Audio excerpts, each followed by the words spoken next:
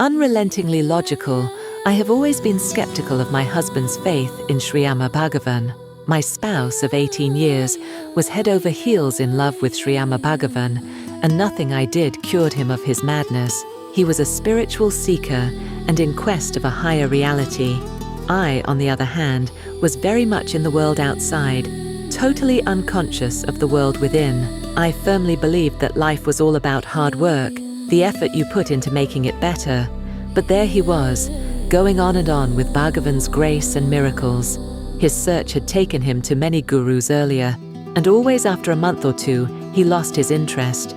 But this time, Sri Amma Bhagavan seemed to have come to stay. One day he arrived home with shining eyes and a spring in his step. At dinner that night, he cautiously presented to me his plans for the future. He wanted us to live in the Oneness University, where the seeker in him could pursue the spiritual path and dedicate himself to service. The prospect looked very threatening to me. I had lost all connection with the wonderful world of God and was afraid to make a start.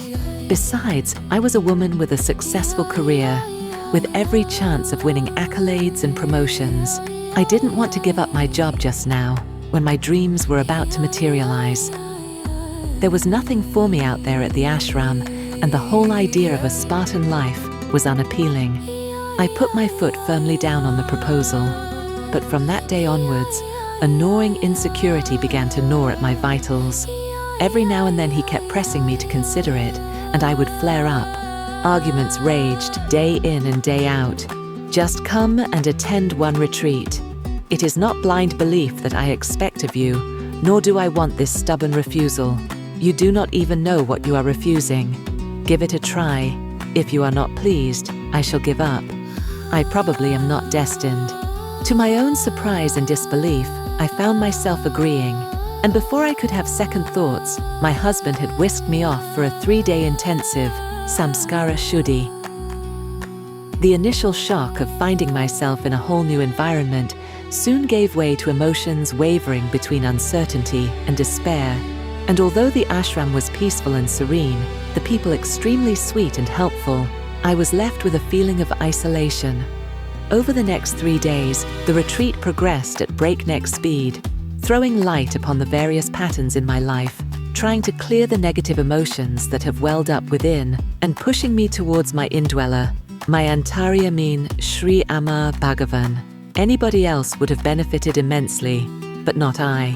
My listening was little. Instead, my primary focus was to somehow extricate myself from my husband's proposal without causing damage to our relationship. Then on the final day, something happened. Putting us through another session of prayer, the guide told us, "You've never been alone in your life. Many are the times when divine grace has come to your aid unasked. Pray now and ask Sri Amma Bhagavan to give you an experience." Closing my eyes, I thought cynically, never once has he came to my aid. All of a sudden, the dark space in front of my eyes turned into a 3-dimensional movie screen. It was a very strange experience as I watched myself relive, second by second, an event that happened long ago. A blue-green sea spread out before us like a blanket as we stood on the beach as a family. "Catch me, father," my daughter shouted and raced on the white sand. Laughing merrily, my husband followed suit. Smiling, I turned and waded into the water. As the waves gently lapped at my feet, loosening the sand underneath, a strange pleasure filled me, and I waded in a little further, unmindful of the tides growing stronger. After a while, I turned around to see my daughter shrieking with laughter running behind her father. They were both sprinting away toward the shore. And suddenly, I lost balance as a huge wave hit me. Before I knew it, I was being pulled into the sea. Even as I opened my mouth to scream, salt water rushed into my mouth. The more I tried to attract attention, the more I took in the water. Helplessly, I struggled for breath in fear. I was beginning to sink when suddenly I felt somebody catch hold of my little finger, and I was being pulled towards the shore. I felt myself being dragged on the sand and vaguely registered a tall woman, her fair skin glistening, holding me close. She had her face turned to the side, and then I passed out.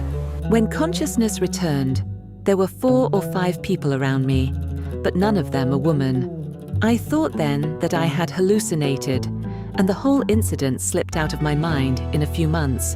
Now, 10 years later, in the abode of Shriyama Bhagavan, as I was lying down with my eyes closed, the identity of my guardian angel was revealed to me.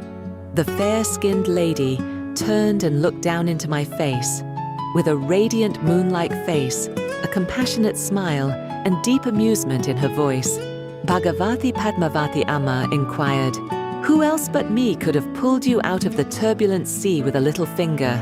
This time it was I who went crazy. I was madly, passionately, unrestrainedly in love.